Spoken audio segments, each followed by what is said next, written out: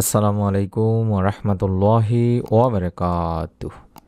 ইসলামে জুমাবার একটি মর্যাদাপূর্ণ দিন। এই প্রসঙ্গে রাসূলুল্লাহ সাল্লাল্লাহু আলাইহি ওয়াসাল্লাম বলেন, দিবস সমূহের মধ্যে জুমার দিন শ্রেষ্ঠ এবং তা আল্লাহর কাছে অধিক সম্মানিত। ইবনে মাজার একটি হাদিস।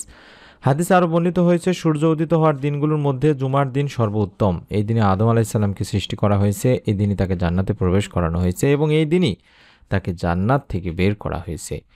সহিহ মুসলিম শরীফের সহি একটি হাদিস। আর হাদিস অনুযায়ী পবিত্র জুমার দিনের আসর সময়টি খুবই গুরুত্বপূর্ণ, কারণ এই সময় মুমিনদের জন্য বিশেষ কিছু আমলের কথা বলা আছে হাদিসে। আমলগুলোর মধ্যে রয়েছে দোয়া, জিকির, ইস্তেগফার ইত্যাদি। এছাড়াও আরেকটি আমলের কথা বর্ণিত হয়েছে, সেটি হলো বিশেষ নিয়মে দরুদ পাঠ। আমরা বেশি বেশি করে তাই আসরের নামাজ আদায় করার পরে আজ পবিত্র জিলহজ মাসের আসরের নামাজ আদায় করার পরে, জুমার দিন আসরের নামাজ আদায় করার পরে বেশি বেশি দরুদ পাঠপূর্বক একটি ছোট্ট দোয়ার আমল করব। আল্লাহ তাআলা ইনশাআল্লাহ আমাদের মনের নেক আশাগুলো পূরণ করেই দেবেন। জুমাবারে একটি সময় দোয়া কবুলের কথা বলা হয়েছে হাদিস শরীফে। তিনি ভাই বোনেরা, আবু হুরায়রা রাদিয়াল্লাহু তাআলা আনহু বলেন, রাসূল পাক সাল্লাল্লাহু আলাইহি ওয়াসাল্লাম বলেছেন, জুমার দিনে এমন একটি সময় আসে, সেই সময়টাই যদি কোনো মুসলিম নামাজ আদায়রত অবস্থায় থাকে এবং আল্লাহ তাআলার কাছে কিছু চায়, আল্লাহ অবশ্যই তার সে চাহিদা বা দোয়া কবুল করবেন। এবং এরপর রাসূল পাক সাল্লাল্লাহু আলাইহি ওয়াসাল্লাম হাত দিয়ে ইশারা করে সময়টির সংক্ষিপ্ততার ইঙ্গিত দেন। বুখারী শরীফের একটি হাদিস। তাছাড়াও আনাস ইবনে মালিক রাদিয়াল্লাহু তাআলা আনহু থেকে বর্ণিত আছে, জুমাবারে এমন একটি সময় আছে যেটাতে বান্দা আল্লাহ তাআলার কাছে কোনো দোয়া করলে আল্লাহ তাকে তা দিয়েই থাকেন। সুবহানাল্লাহ। জাবের ইবনে আব্দুল্লাহ রাদিয়াল্লাহু তাআলা আনহু থেকে বর্ণিত হাদিসে আল্লাহ রাসূল সাল্লাল্লাহু আলাইহি ওয়াসাল্লাম বলেন, জুমার দিনের 12 ঘন্টার মধ্যে এমন একটি মুহূর্ত রয়েছে, যদি কোনো মুসলিম এই সময় আল্লাহ তাআলার কাছে কিছু প্রার্থনা করে, তাহলে মহান ও সর্বশক্তিমান আল্লাহ তাকে তা দান করেন। এই মুহূর্তটি তোমরা আসরের শেষ সময়ে অনুসন্ধান করো। আবু দাউদ শরীফের একটি হাদিস। আমাদের জেনে রাখা জরুরি যে আসরের শেষ সময় বলতে সূর্য ডোবার আগ মুহূর্তকে বোঝায়। আব্দুল্লাহ ইবনে সালাম রাদিয়াল্লাহু তাআলা আনহু বর্ণনা করেন, শুক্রবারে আসরের পর থেকে সূর্যাস্ত পর্যন্ত দোয়া কবুল হয়। বিখ্যাত সিরাত গ্রন্থেও এটি বর্ণিত হয়েছে যে জুমার দিন আসরের নামাজ আদায়ের পর দোয়া কবুল হয়। ইমাম আহমেদ রহমতুল্লাহ আলাইহি ও আসরের পর বিশেষভাবে দোয়া কবুল হওয়ার কথা বলেছেন। বিখ্যাত হাদিসের গ্রন্থ তিরমিজি শরীফের 2য় খণ্ডের 360 নম্বর পৃষ্ঠায় তার সবিশেষ কথাটির উল্লেখ করা হয়েছে। আমরা উল্লেখিত নিয়মকানুন ছাড়াও পবিত্র জুমার দিনে বেশি বেশি দরুদ পাঠ করব, কারণ দরুদ পাঠের ফজিলত সম্পর্কে রাসূল পাক সাল্লাল্লাহু আলাইহি ওয়াসাল্লাম ইরশাদ করেছেন, তোমরা জুমার দিনে আমার উপর বেশি বেশি দরুদ পাঠ করো, কেননা তোমাদের পাঠকৃত দরুদ আমার সামনে পেশ করা হয়। হাদিসে কুদসিতেও এসেছে, তোমরা জুমার দিনে বেশি বেশি দরুদ পড়ো, কারণ জিবরাইল আলাইহিস সালাম আল্লাহ তাআলার বাণী নিয়ে এইমাত্র হাজির হলেন এবং বললেন যে, পৃথিবীতে যখন কোনো মুসলমান আপনার উপর একবার দরুদ পড়ে, আমি তার উপর 10 বার রহমত নাজিল করি এবং আমার সব ফেরেশতা তার জন্য 10 বার ইস্তেগফার করে। সুবহানাল্লাহ, সুবহানাল্লাহ।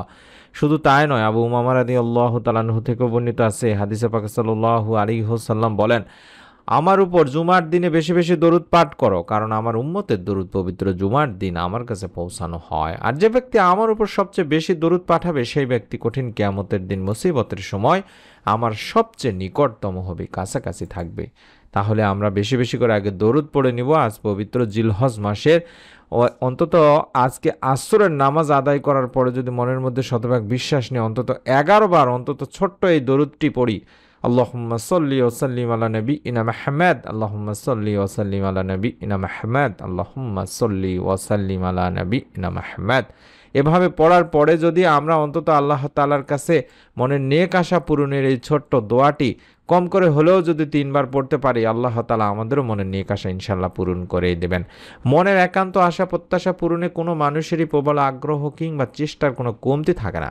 সে কারণে নিজেদের চাওয়া পাওয়ার পরিপূর্ণতায় নানানবিধ চেষ্টা সাধনা করে থাকেন মানুষ। কোনোভাবেই যখন কোনো কিছু হয় না, তখন তারা ফিরে আসে ধর্মের দিকে কিংবা ইসলামিক স্কলারদের শরণাপন্ন হয়। অথচ মনের আশা পূরণে হাদিসে পাকে প্রিয় নবী সাল্লাল্লাহু আলাইহি ওয়াসাল্লাম ইসমে আজমের কার্যকরী দিক নির্দেশনার কথা উল্লেখ করেছেন।